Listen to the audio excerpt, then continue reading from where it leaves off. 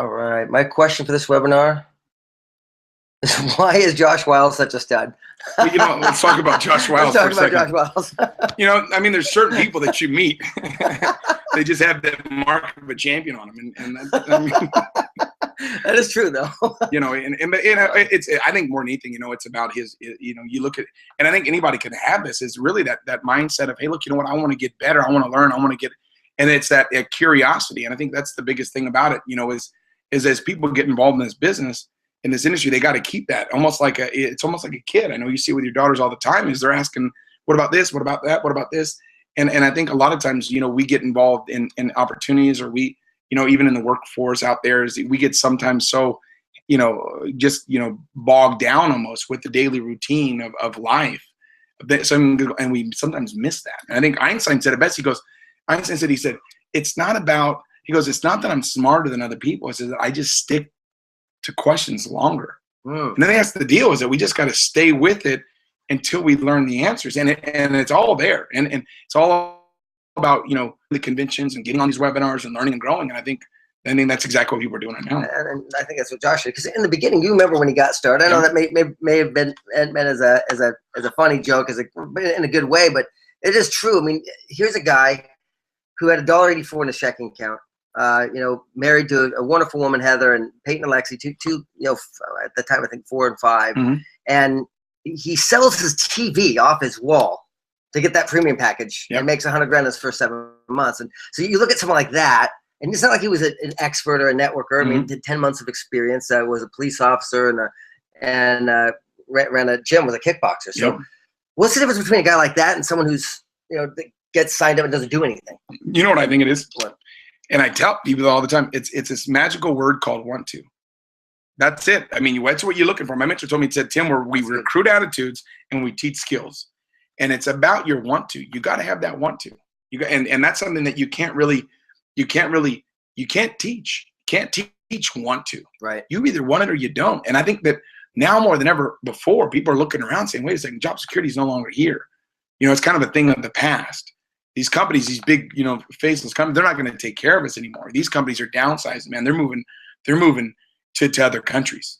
I look at Secret and I say, wait a second, we have that opportunity to go out there and extend an invitation for people to change their lives and benefit from it financially. It's like, it's a good situation. All right, here's a good one. How can I expand my business when my warm market's exhausted? Do you recommend online lead building? Get a lot. Yeah, people ask me about that, and I think that doing the way I look at type, I don't want to call it cold marketing, but it's really talking to people that you don't know. Is I look at it almost like ketchup, to my French fries. I really enjoy it, but I'm not just going to eat just ketchup. You know what I mean? That's just ridiculous. So you add to these types of things, and that's the way that I always look at it. Is even though I get, somebody gets involved in network marketing, or they get involved in direct sales. I got involved in, obviously, I'm the type of person that says, hey, look, you know what? I only need to hit a home run once, so I'll keep swinging until I hit a home run.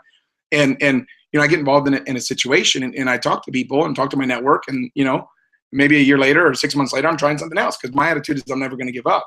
And when I found Secret, I knew that this was it. This was my, this was my thing. But I still had to go back to people that I'd already maybe talked to about other businesses and other opportunities. And that was a challenge for me. Just think about it. Like, you've been through, I don't know how many companies. Too many. A lot. A lot, man. You talked to me about several, right? So, but it was funny because and this goes back to how you do it. So, maybe one of the tips is it's just, you were always real. You weren't you were excited about what you're doing, but you were my friend first. Yeah. And that's what I remember my first interaction with you. I'm like, I like this guy, because you made a friend with me, and then you could always come back. I think that's what some people don't want to do, is they really, I think people will try too hard on trying to get people involved in their business rather than helping them. Yeah. Right. And really it's about getting somebody to be your friend. If someone's your friend, they're going to take a look usually at what you're doing. So I think a lot of times is when, you get involved in this business and you think, okay, well, I got to call everybody and I make a list and I got to call everybody. But it's really just going out there and some of the people maybe you haven't talked to since maybe, you haven't talked to them since 5th grade or something, and you don't even really know how you track them down. Where'd that guy go? And how do I rekindle that relationship? You know what I mean? And it's all about going out there and just, hey, look, you know what? We're going out there making friends. And then we're exposing them to what we're doing to see if they're open to it. If they're open to it, great. If they're not, great. It doesn't matter. But you got to have that mindset is that everybody that I know deserves to take a look at this thing.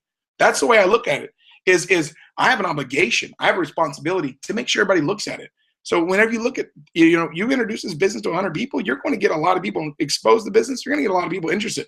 Right. And by the time you've exposed it to 100 people, if that's the number, I just use that as a number because it's, it's got 3 digits in it, but whatever the number is somebody does, you introduce it to, you're going to, guess what?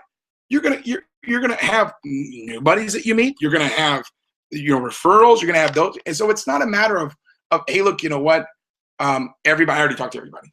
I already talked to everybody, Josh. Well, then guess what? What did you say to them? Right. Did you show them the business? Did you do demonstrations for the products? Did you introduce them to the opportunity? Did you give them an invitation? Guess what? In 6 months, their life might change. So everybody's life changes every 6 months. And it's not about when I go and follow up with somebody, it's not like I'm just checking a box. Okay, I'm following up with you. I'm following up with you. I'm following up with you. It's not like a robot. Right. It's the personal side of the business. In your mind, my mentor told me this once again. He said, you got to be like a duck. Ducks are real graceful over the water, but underwater, they're paddling like crazy. So I think the biggest thing is that when you're introducing people to the opportunity is if they say no, that's okay. No means not now. No doesn't mean, hey, look, I never want to talk to you again. Trust me, there's a lot of people that got started later on down the road that became some of the top producers in the company that maybe didn't get started right away. And sometimes it takes a little bit of following up because maybe you might call somebody up and they're at their job and they're the employee of the month, or they've got a new little desk and they got a little nameplate on there and they're feeling all good, right? And then next thing you know, 6 months later, hey, look, you know what? They might get fired. And now their company gets downsized, they're looking for an opportunity, but you don't call them. So I think the biggest thing is to put put those people first. Put what's in it for them first. Checking in with them. Where's your life at right now? What have you got? I mean, I've introduced this business to a lot of people that have became wealthy in this industry, and a lot of the people, for crying out loud, whenever I introduced you to Secret, it took me years to get you even to take a look at what I was doing. Even though I'd only been in Secret for a few months, but I don't know what the heck I was doing. But so I just think a lot of times people, they get so caught up and then, well, this person doesn't want to look at what I'm doing, so automatically then I'm going to take them off my list. Oh, calm down. Calm down, Turbo. And I thank God you didn't do that. That's a great point. I mean, you got to care. Goodness gracious. Years. Thank you. Yeah, but I mean, that's all we got. But you just, people are out there and they are looking. And how many people do you have out there right now that are friends of yours, that could be the next, big leader in the company, or could be someone that, not just for you to win, but for them. Yeah. I mean, like, Tim's decision to talk to me, be my friend, introduce me to Secret changed my life, changed my family's life, changed a lot of people's lives because of that decision.